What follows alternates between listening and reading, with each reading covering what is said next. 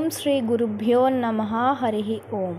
శతాయువజ్రదేహాయ సర్వసంపత్కరాయ చ సర్వారిష్ట వినాశాయ నింబకం దళభక్షణం. అందరికీ శ్రీ క్రోధినామ సంవత్సర ఉగాది శుభాకాంక్షలు. అందరికీ నమస్కారం.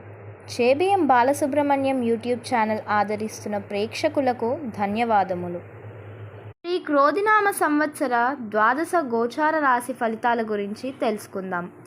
ఇవి కేవలం గోచార ఫలితాలు మాత్రమే. వ్యక్తిగత జాతకం అనుసరించి ఫలితాల్లో వ్యత్యాసాలు ఉంటాయని గమనించగలరు.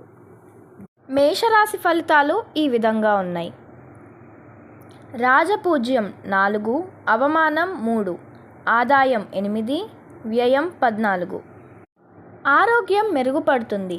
ధనం అనుకోని లాభాలు కలుగుతాయి. కుటుంబం శని 11లో సంచారం వల్ల సంతోషం కలుగుతుంది.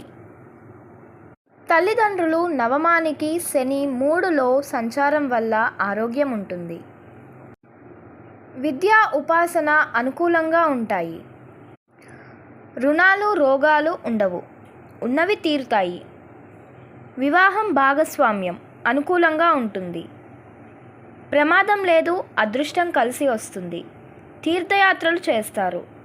ప్రమోషన్ హోదా పదవి శని 11లో సంచారం వల్ల ప్రమోషన్లు కలుగుతాయి.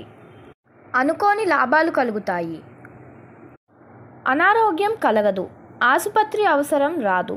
స్వల్ప అస్వస్థత మాత్రమే ఉంటుంది. లాభస్థాన శని సంచారం వల్ల సంవత్సరం అంతా చాలా బాగుంటుంది. మే 1వ తేదీ నుండి గురుని జన్మరాశి సంచారం వల్ల గురుబలం తోడై సంతానం వల్ల సుఖము ఆనందము కలుగుతాయి. జన్మ రాహు సంచారం వల్ల స్వల్ప ఇబ్బందులు. ఈ సంవత్సరం అంతా దక్షిణామూర్తి స్తోత్ర పారాయణం, సుబ్రహ్మణ్య శివారాధనలు చేయాలి.